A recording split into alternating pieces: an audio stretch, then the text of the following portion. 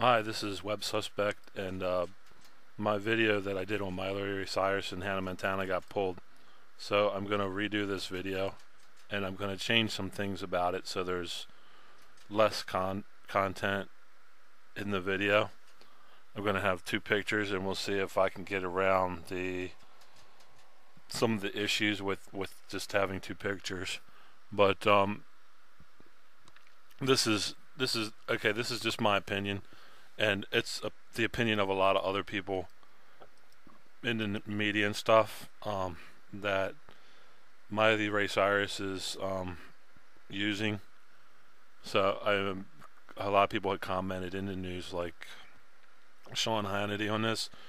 But what I wanted to do is, this is a quote-unquote patriot or quote-unquote truth movement video, because I have an acquaintance who's in the truth movement, and he's affiliated with Hollywood, and his kids are in their 20s and they want to be actors and stuff, and he's been sucked into it and got out. But I want to do this as a warning first, the first part, and then the second part is I want to show how they grab these kids and they use them and they get them hooked on drugs. And not only can they change their personality or use them in Hollywood with a fake name and promote them, but just a panacea, or a, like a cornucopia of dirty tricks that Hollywood uses with the Central Intelligence and Agency and everything to manipulate the media's perception. So on the right of this picture is a picture of Hannah Montana, and I think I talked about it about 6 or 7 years ago. Everywhere I would go, people were talking about Hannah Montana, and kids don't, like most people. I'm working class, and the person I talked about is working class, and so most people, they have to be careful with their money, how they spend their money. But these people were saying their kids were paying $60 or $130 for Hannah Montana tickets so they could see Hannah Montana in concert. And so I thought I would do some research on it, because I really didn't know this person at all. So when I researched Hannah Montana, I found out that she was Billy Ray Cyrus's daughter, and he's famous for doing that stupid "Achy Breaky" song, and that was in itself, for years I heard it just drove me crazy. I was really happy when Weird Al Yankovic did the song, the "Achy Breaky" song, because I just hated. And if you went to a club in the early '90s or something, they would play the "Achy Breaky Heart" song, and everybody would get up and start line dancing, and it was freaking so vulgar and annoying. And it went on for like 6 or 7 years. It was like nonstop. That song was, and they still play it. But the VMA Awards came out. Of course, Narc Troll Dice did a video. He talked about how she had the horns on her head, and the video I made was protected under Copyright Code 107. And of course, as per usual, people protested, and YouTube pulled it. But it was, the big issue wasn't even that she had horns on her head in her hairstyle, in my opinion. It just looked like she was high on cocaine. And that's just my opinion, it's not a fact. But it was the 15 dancing pedo bears in the background and the twerking that I noticed. And it was, and Narc Troll Dice did a good job bashing it, but it wasn't thorough. He was just like, she's sick and she's vulgar, blah, blah, blah. And, he really missed the boat.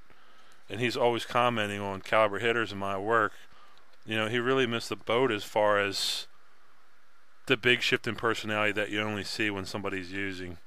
And I think these two photos shows a lot of it.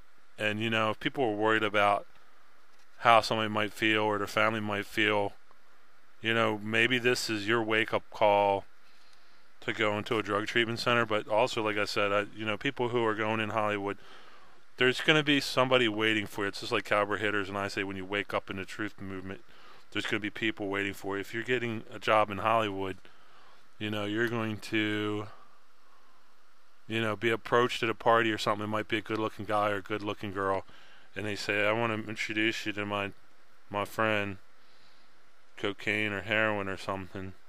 Or they're going to say, why don't you try this? And everybody there will be doing it. And at that point, you need to remove yourself from that environment, because I'm from a military family, and you know, just like pro wrestling and different groups, I had another friend who was in the army and he got shot, and then he was hooked on drugs for a while because he got shot, and I had cancer, and they offered me drugs for my cancer, and I elected not to take them because they offered to give me the really, really good ones that you only get when you have cancer. And I think part of the reason I'm still here today is because I didn't take them. So that's just my 2 cents on it. And you're going to be on the lookout for people in the truth movement who are actors. And just like these two characters here, they're going to have different names, and they might have the same social security number, but you won't have that information. And that information all might be filed under a name de plume, or they might be in the witness protection program, or they might have new identities. But you're going to be introduced to characters who are actors, and you know, you're not going to have any idea who you're dealing with because it's going to be an actor, and they're going to be reading from a script. But you know, this is the best thing I can do, is to make these videos and put them out there, and people are going to spend a lot of money to have them removed.